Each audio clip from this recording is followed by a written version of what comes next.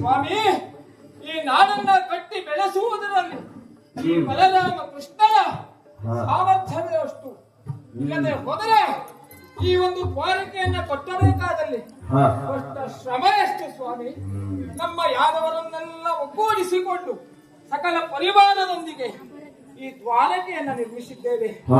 ಇನ್ನೊಂದು ದಿನ ನಮ್ಮ ಮಾವನಾದಂತಹ ಕಂಸನ ಉಪಟಳ ಮಧುರೆಯಲ್ಲಿ ಯಾದವರ ಆ ಒಂದು ಕಂಸನ ದುರಾಡಳಿತಕ್ಕೆ ಒಳಪಟ್ಟ ಯಾದವರನ್ನ ಒಗ್ಗೂಡಿಸಬೇಕು ಎನ್ನುವಂತಹ ನೆಲೆಯಲ್ಲಿ ನಾವಿರುವರು ಸೇರಿಕೊಂಡು ಎಳೆಯ ವಯಸ್ಸಿನಲ್ಲಿಯೇ ನಮ್ಮ ಮಾವನಾದಂತಹ ಕಂಸನನ್ನ ಕೊಂದು ಕಡೆಗೆ ಯಾದವರಿಗೆ ದೋಷವನ್ನ ನೀಡಿದವರು. ಈ ವಿಷಯವನ್ನ ತಿಳಿದಂತಹ ಕಂಸನ ಮಾವನಾದಂತಹ ಮಾಘದ ನಮ್ಮ ಮೇಲೆ ದಂಡೆತ್ತಿ ಬಂದ. 17 ಬಾರಿ ನಮ್ಮನ್ನ ಓಡಿಸುವುದಕ್ಕೆ ಮುಂದಾದ. ಅವನಿಂದ ತಪ್ಪಿಸಿಕೊಂಡಿದ್ದೇನೋ ಸರಿ, ಯಾಕೆ ಅವನಲ್ಲಿ ಯುದ್ಧ ಮಾಡುವುದಕ್ಕೆ ಆಗುವುದಿಲ್ಲ ಅಂತಲ್ಲ ಸ್ವಾಮಿ, ಆದ್ರೆ ಅವ ನಮ್ಮ ಮೇಲೆ ದಾಳಿ ಮಾಡುವ ಸಮಯ ಯಾವುದು? ಯಾದವರೆಲ್ಲ ನಿದ್ರಿಸುವಂತಹ ಸಮಯದಲ್ಲಿ ಒಂದು ನಮ್ಮವರ ಗುಡಿಸಲ ಮೇಲೆ ಬೆಂಕಿಯನ್ನ ಇಡುವುದು, ಹೀಗೆ ಉಪಟಳವನ್ನ ಕೊಡುವಂತಹ ಸಂದರ್ಭ. ಅವರನ್ನೆಲ್ಲ ಒಗ್ಗೂಡಿಸಿಕೊಂಡು ಗೋಮಂತಕ ಪರ್ವತವನ್ನ ಸೇರಿದವರು ಅವನಿಂದ ತಪ್ಪಿತು ಕಾಟ ಎನ್ನುವುದಾಗಿ ಭಾವಿಸಿದೆವು. ಆದರೆ ಅವನ ದ್ವೇಷ, ಅವನ ಅಳಿಯನನ್ನ ಕೊಂದಂತಹ ದ್ವೇಷದಿಂದ ಮತ್ತೆ ಅಲ್ಲಿಯೂ ಬಂದು ನಮಗೆ ಬೆಂಕಿಯನ್ನ ಹಚ್ಚಿ ನಮ್ಮನ್ನ ಸುಡುವುದಕ್ಕೆ ಮುಂತಾದ.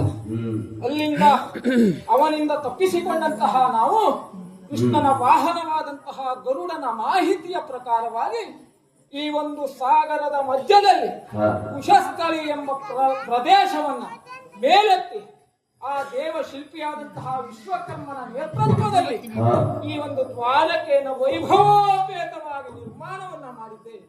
ಇನ್ನು ನಮ್ಮ ಸಂತೋಷ ಎನ್ನುವುದು ಅಗಾಧವಾದದ್ದು. ಯಾಕೆ ಹೀಗೊಂದು ರೀತಿಯ ಬದಲಾವಣೆ ಈ ಕ್ಷೇತ್ರದಲ್ಲಿ ಆಗುತ್ತದೆ ಎನ್ನುವುದಾಗಿ ಯಾರೂ ಕಲ್ಪಿಸಿಕೊಂಡಿರಲಿಲ್ಲ. ಆದ್ರೆ ಇಂದು ಈ ಒಂದು ದ್ವಾರಕೆ ಎನ್ನುವಂಥದ್ದು ಮೈ ಮನ ಮುಟ್ಟುವ ರೀತಿಯಲ್ಲಿ ಈ ಪ್ರದೇಶ ಎನ್ನುವಂಥದ್ದು ವಿಜೃಂಭಿಸ್ತಾ ಇದೆ. ಹಾಗಿದ್ರೆ ನಮ್ಮೀರ್ವರ ಒಂದು ಕೆಲಸ ಎನ್ನುವುದು ನಮ್ಮವರೆಲ್ಲ ಹಾಡಿಕೊಂಡು ಹೊಗಳಿ ಕೊಂಡಾಡ್ತಾ ಇದ್ದಾರೆ.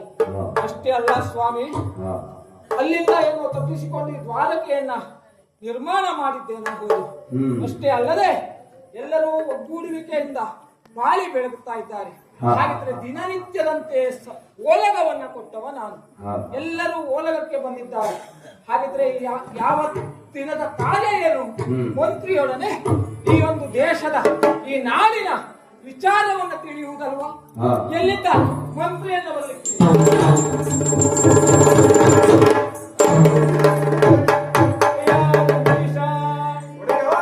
ಕೇಳೋ ಮಂತ್ರೀಶ ನೀನಮ್ಮಯ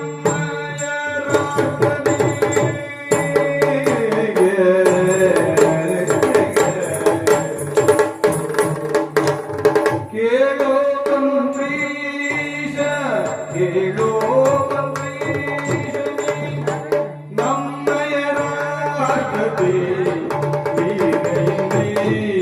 ಜನೋ ನಮ್ಮಯ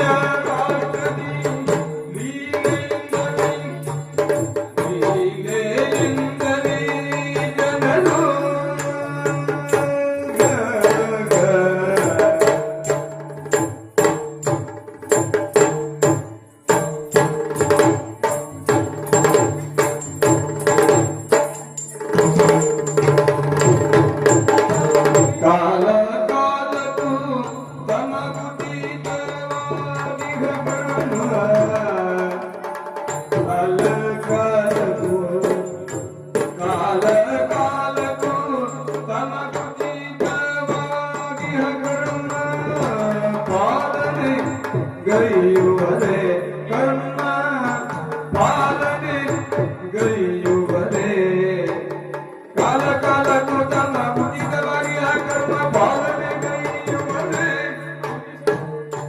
ಪಾಲನೆ ಗೈಯುವರೆ